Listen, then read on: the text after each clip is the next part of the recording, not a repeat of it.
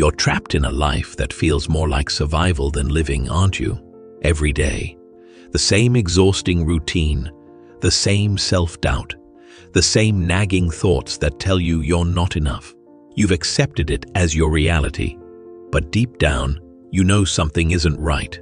The question is, are you going to keep believing this narrative that your life is defined by struggle, or will you break free from it? Time to stop pretending that this is the only way life can be. The truth is that the chains you feel are only as real as the story you've been telling yourself. And that story, it's holding you back from everything you're truly capable of.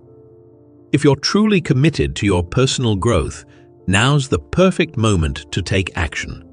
Subscribe to our channel Motivation Basics and like this video if you're committed to improve every day. Don't keep this to yourself and share it with someone who's ready to break through their own barriers today. Let's stop talking and start doing this together. Is it possible that the issue lies with your self-perception? Can you imagine if all your beliefs about your past, your shortcomings, and your capabilities have been founded on a foundation of doubt? It's not that suffering doesn't exist. What matters is how you internalize it and how it defines you. Right now, the tale you tell yourself is more important than ever. When you begin to doubt it, you embark on a path towards viewing life not as a string of unfortunate events, but as a sequence of decisions that dictate your trajectory moving ahead. In The Power of Now, Eckhart Tolle discusses how we are stuck in a never-ending loop of misery because we identify with our thoughts, grief, and suffering, the story of our existence. He emphasizes the primary cause of unhappiness is never the situation, but your thoughts about it. Is it possible that your current perspective on yourself, your circumstances, and the world is based on nothing more than a story or idea to which you have been emotionally attached? How about if you could simply release that?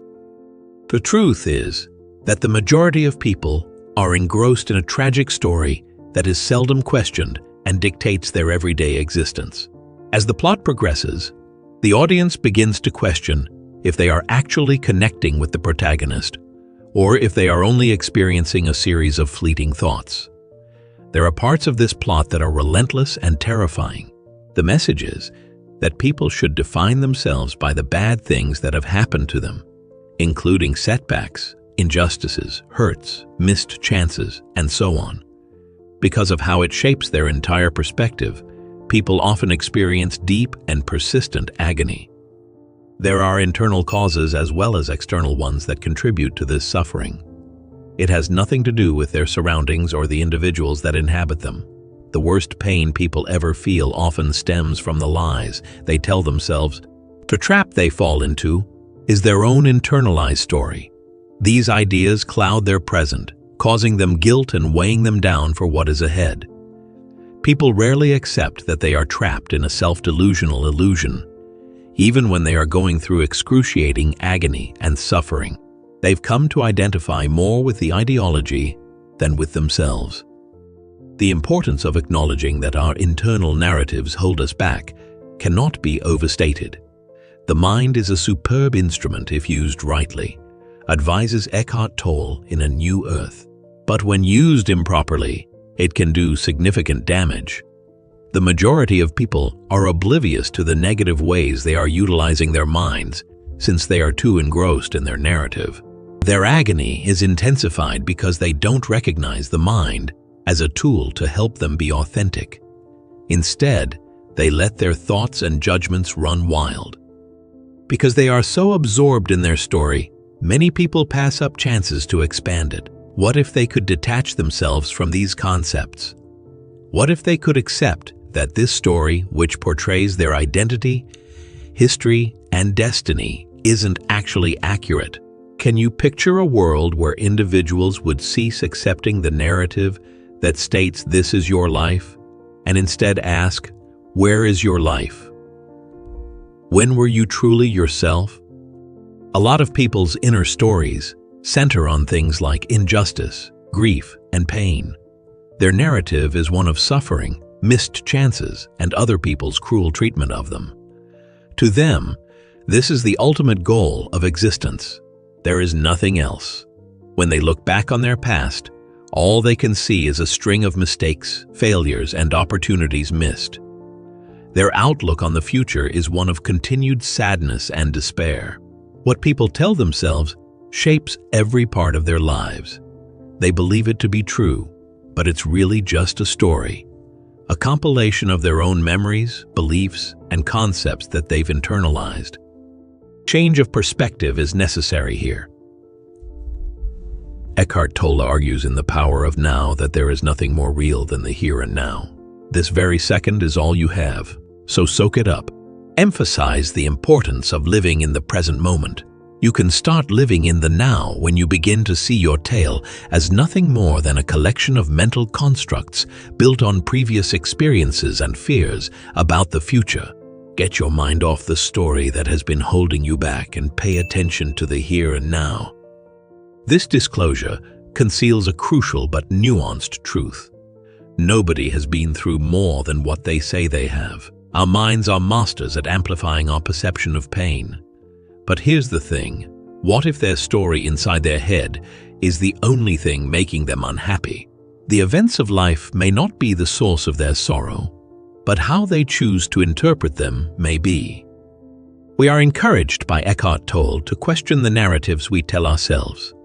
The pain that you create now is always some form of non-acceptance, some form of unconscious resistance to what is. We will only prolong our misery if we fight against what is happening. But the pain of fighting the present moment can be lifted if we just let ourselves be in it. That doesn't mean we have to take everything in stride, but it does imply we can practice non-judgmental presence in the here and now. After you achieve this, you will be able to escape. A big part of their suffering comes from the stories they tell themselves. Because of the narrative running through their minds, everything is unbearable. Picture this, though, if they could stand back and assess that plotline without bias. Imagine instead that they realize they are more than the story's sum of their mistakes, lost opportunities, and injustices. Envision a world where they realize that their pain is not caused by external events, but by the narratives they make themselves about those occurrences. Is more agony something people seek out? Are they willing to break free from this narrative and escape the never-ending cycle of suffering? Are they ready to admit that this isn't my life and abandon the "this is my life and abandon the this is my life" narrative? As strange as it seems, the truth is that they don't have a soul. They are crucial, to state the obvious. The power of this distinction is immense. People do not own or possess life. It is not theirs. To be more precise, they are existence. Life does not belong to them, and they do not possess it. Everything in the universe is a transient expression of the one and only consciousness. Being aware of one's own thoughts, feelings, and experiences allows one to perceive everything in the cosmos. Everything is driven by the same consciousness, and everything is but a transient expression of that consciousness. This revelation affects everything. It is impossible for someone to die if they are not alive. Anytime someone says they are losing their life, they are making up a contrast between two realities. None of that matters, and neither does their life. They are essential to existence.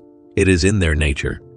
They would be at peace with death if they understood this, since they would never settle for anything less than their authentic selves. Their memories and ideas are not what set them apart. Their essential essence is comprised of something much more basic. They are fundamentally aware, and they can only know this knowledge in the present moment. Being present in the here and now is the key to liberation. Concentrating on the present moment helps individuals break through mental blocks and connect with their own selves. First step in arriving at this realization is realizing that concepts don't necessarily have to go hand in hand. Huge differences exist in this case. They are necessary for ascending to a higher level of awareness. When they begin to notice these gaps, they realize there is a degree of consciousness beyond knowledge. They are able to sit quietly in the present moment without thinking. In these places, by releasing themselves from the constraints of habitual thought, People are able to access a deeper part of themselves during these periods. Children may not pay much attention to these gaps at first, but as they learn to focus, they will see how ubiquitous they are. This awareness is still intricately linked to thinking.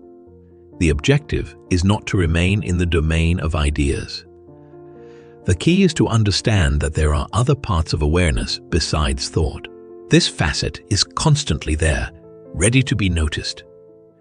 They are able to remain present and undisturbed, even when their minds aren't working, because they are conscious of this space, this gap of stillness.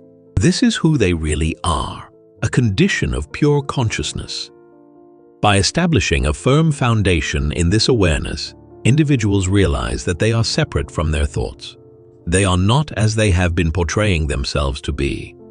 They are the minds that give rise to these concepts. An appropriate comparison would be to observe the surface of the ocean with its constantly shifting waves and ripples. But below the surface, there's a vast, placid ocean. Thoughts come and go like ocean waves, but consciousness remains constant and untouched by fleeting ideas. They risk being ensnared by the waves if they stick to surface life, because they will relate to every thought and wave. The stillness below will always be a mystery to them. But if they can get a hold of the idea of digging deeper, they can achieve a calmness and clarity that goes beyond thinking. This insight does not constitute a reversal, despite what some may believe. This has absolutely nothing to do with going back to your primal instincts or losing all cognitive ability. The key is to escape the mental loop and enter a deeper state of awareness. One must understand that the essence of life lies in more permanent aspects than transient emotions and thoughts. A more fundamental and ever-present presence exists within each of us. The challenge is to recognize this. We could learn a lot about this from animals, including dogs. Dogs, in contrast to humans, are not burdened with the difficulties of abstract reasoning. They aren't the type to constantly be thinking about a story. By focusing on the here and now, people are able to enjoy life's simple pleasures without worrying about the future or the past. When the dog looks at them, it could experience a brief moment of peace and connection. The rationale for this is because they briefly pass out. Becoming is all they are doing. Being around animals can induce a sense of profound relaxation and mindfulness, which is one of the reasons they are so valued. For an instant, they draw on an internal reservoir. Peering into the eyes of a feline or canine can instantly alleviate stress and anxiety. Along with the animal they are connecting with, they are also waking a deeper consciousness inside themselves. I couldn't have said it better. The tale they've been told, the tale they've penned, or the concepts they possess are unrelated.